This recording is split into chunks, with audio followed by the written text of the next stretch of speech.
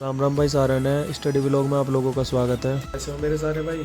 आज अपना यूपीएससी वाला टारगेट भी घर पे ही करूँगा क्योंकि अभी भी तबीयत ख़राब है और अपना कल तक शायद ठीक हो जाए तो फिर अपना जाना स्टार्ट कर देंगे लाइब्रेरी। ठीक है भाई, 4 घंटे अब पढ़ूंगा और 4 घंटे पढ़ूंगा रात को। करते हैं अपना यूपीएससी वाला टारगेट स्टार्ट। आज पॉलिटी में शुरुआत करें स्वतंत्र और निष्पक्ष चुनाव से। किसी भी चुनाव प्रणाली की कसौटी यह है कि वह एक स्वतंत्र और निष्पक्ष चुनाव प्रक्रिया सुनिश्चित करे।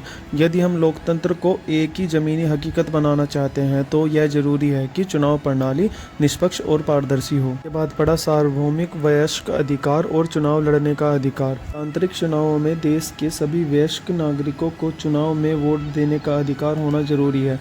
इसी को सार्वभौमिक वयस्क मताधिकार के नाम से जाना जाता है। के बाद पढ़ा स्वतंत्र निर्वाचन आयोग। फिर पढ़ा आर्टिकल 324 भारतीय संविधान का अनुच्छेद आर्टिकल 324 निर्वाचन के लिए मतदान सूची तैयार करना और चुनाव के संचालन का अधिशण निर्देश और नियंत्रण का अधिकार एक स्वतंत्र निर्वाचन आयोग को देता है। लास्ट में पढ़ा विशेष बहुमत और विशेष बहुमत का अर्थ और पढ़ा चुनाव सुधार के बारे में। यहाँ हुआ फिर मेरा पॉलिटिकल सेशन कंप्लीट। करते हैं हिस्ट्री शुरू।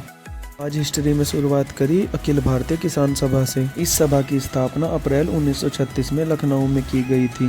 स्वामी सहजानंद सरस्वती इस सभा के अध्यक्ष तथा NG रंगा सचिव चुने गए। इसके बाद पड़ा तेलंगाना आंदोलन। आधुनिक भारत के इतिहास में यह सबसे बड़ा कृषक गुरिल्ला छापामार युद्ध था जिसने 3000 गाँवों तथा 30 लाख लोगों को प्रभावित किया। इसके बाद पड़ा 20वीं सदी के किसान आंदोलनों का स्वरूप। इन आंदोलनों का नेतृत्व प्रांतीय एवं राष्ट्रीय स्तर के नेताओं ने किया, जैसे चंपारण सत्याग्रह का नेतृत्व महात्मा गांधी ने किया था। के बाद पड़ा प्रांतों में कृषक आंदोलन, जैसे बिहार में किसान आंदोलन 1929 से 1939 तक, पंजाब में किसान आंदोलन 1930 से 1940 तक, आंध्र प्रदेश में किसान आंदोलन 1930 में। बाद पड़ा 1857 ईस्वी का विद्रोह। विद्रोह के कारण, विद्रोह का स्वरूप, विद्रोह के प्रमुख केंद्र। फिर यहाँ हो गया मेरा हिस्ट्री का session complete.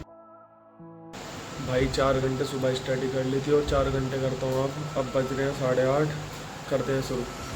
Art and culture में शुरुआत करी बंगाल कला केंद्र या आधुनिक चित्रकला केंद्र से। कंपनी शासन के साथ ही चित्रकला के केंद्र के रूप में बंगाल कला केंद्र का विकास हुआ। इसे आरंभ करने का श्रेय E.V. हैवेल को दिया जाता है। के बाद पड़ा कालीघाट चित्रकला। इसमें मुख्यतः हिंदू देवी देवताओं का चित्रण किया गया है। फिर पड़ा पेटकारी चित्रकला, झारखंड के आदिवासियों द्वारा बनाई जाने वाली चित्रकला है। फिर पड़ा कमलकारी चित्रकला, दक्षिण भारत के आंध्र प्रदेश के मछलीपट्टनम में सूती वस्त्रों पर बनाई जाने वाली चित्रकला। के बाद शुरुआत करें नृत्य कला से। भारतीय नृत्य कला के 2 अंग माने जाते हैं। नंबर 1 तांडव, नंबर 2 लास्य या रास्य। तांडव उग्र रूप के लिए होता है और इसे करने वाले शिव रौद्र कहलाए तथा लास्य एक कोमल नृत्य के रूप में पार्वती अर्थात स्त्री द्वारा किया जाता है। इसके बाद पड़े शास्त्रीय नृत्य। भरतनाट्यम यह तमिल संस्कृति का एकल नृत्य है। बाद पड़ा कुचिपुड़ी नृत्य। फिर पड़ा कथकली नृत्य। लास्ट में पड़ा मोहिनीअट्टम नृत्य।